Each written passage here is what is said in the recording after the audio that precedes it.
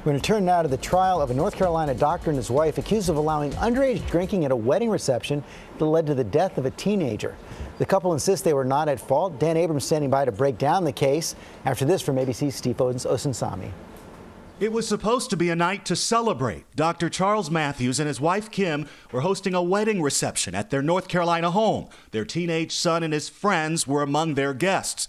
But when 18-year-old Jonathan Taylor died in a drunk driving accident on his way home, the Matthews found themselves in big legal trouble, with prosecutors sharing pictures of teens drinking at the party illegally. Obviously, we were underage there's free alcohol. We just tried to get as much as we could.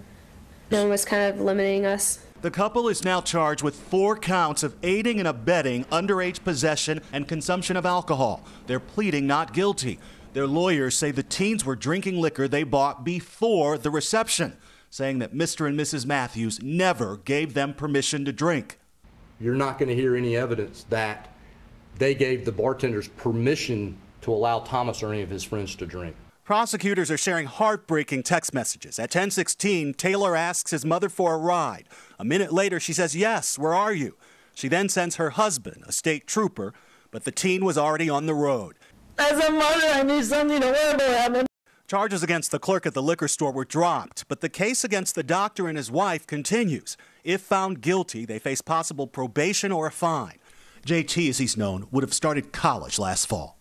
For Good Morning America, Steve Osinsami, ABC News, Atlanta. Thank you, Steve. Let's turn to Dan Abrams right now. So the parents say they didn't give the bartenders permission to serve the kids. Is that it? No, that's not enough of a defense. Even if everyone agrees that there was no permission, that doesn't end the case, because the legal standard here is, did they know or reasonably should have known that kids were being served alcohol, meaning kids, meaning anyone under the legal age. And if it's determined that they knew, or at least reasonably should have known, that people underage were being served, then they're likely guilty of this crime. Let's be clear, this is a misdemeanor.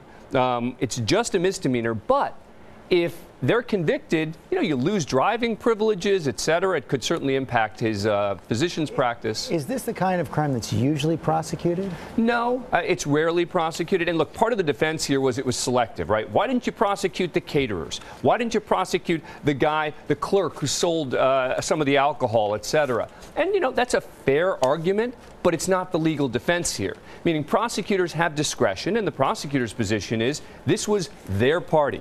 This is where it happened, and as a result, the parents are responsible. But look, the minute you get charged in a crime like this, that's the lose. That's the lose for the parents here. It's a tough defense illegally, and the biggest loss for them was the minute prosecutors decided to move forward. Okay, Dan Abrams, thanks very much.